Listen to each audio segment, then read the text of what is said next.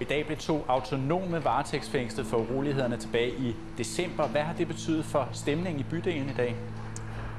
Den er meget, meget anspændt, fordi at der var tale om såkaldte præventive anholdelser, altså anholdelser, hvor man forsøger at tage nøglepersoner fra ungdomshuset ud inden en rydning. Så der gik en sms-kæde i gang om, at en rydning var nært forestående. Der gik rygter om, at betjente skulle være hentet ind fra Jylland og fra Fyn. Det viser noget om, hvor anspændt atmosfæren er, og i hvor høj grad både de unge herinde, men bestemt også deres naboer, holder vejret lige nu.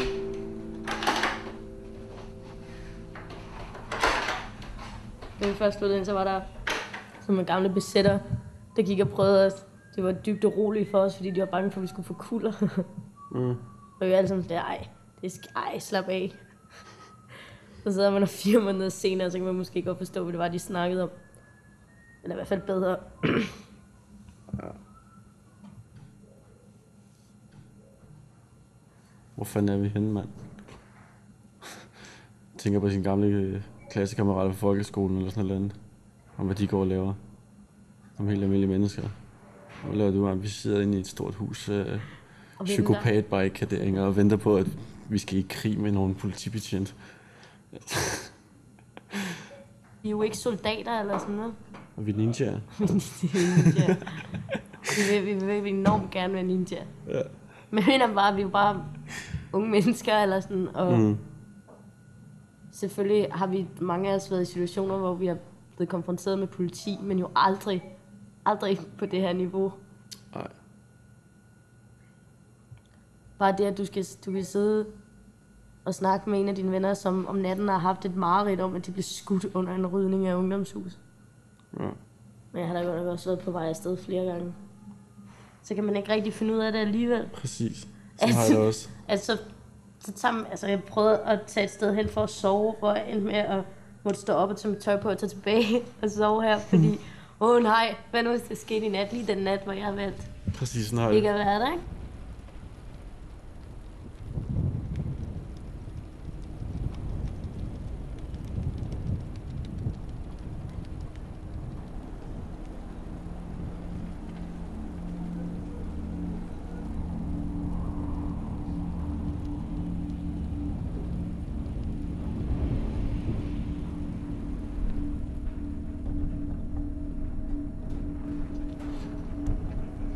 Jeg har ikke lyst til at gå ud på gaden med en hjelm på mit hoved og et jernrør i hånden.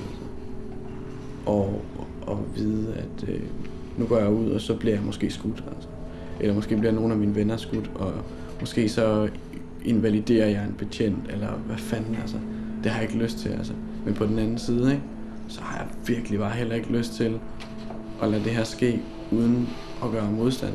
Uden at vise, at det er fucking ikke i orden, altså. Og på lang sigt, så er det bare sådan, måske har vi ikke noget hus om et halvt år. Hvad fanden skal jeg så lave? Altså, hvor skal jeg gå hen? Så bliver mit liv væsentligt mindre værd.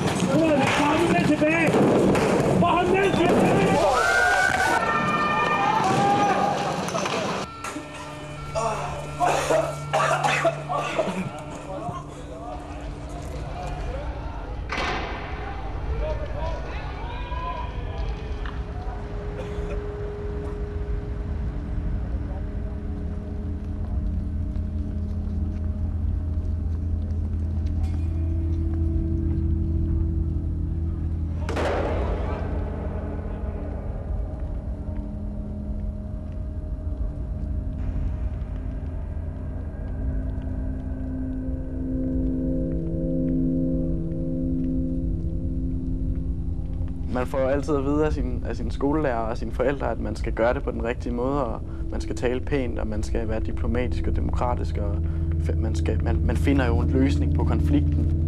Og det tror jeg fandme, der er mange af os, der har lært og godt kan se, at det er fornuftigt, for det er det jo. Men når dem, der så sidder på magten, ikke spiller spillet, som de burde, hvad skal vi så gøre, altså? Så er der heller ikke nogen mulighed for, at vi spiller det spil.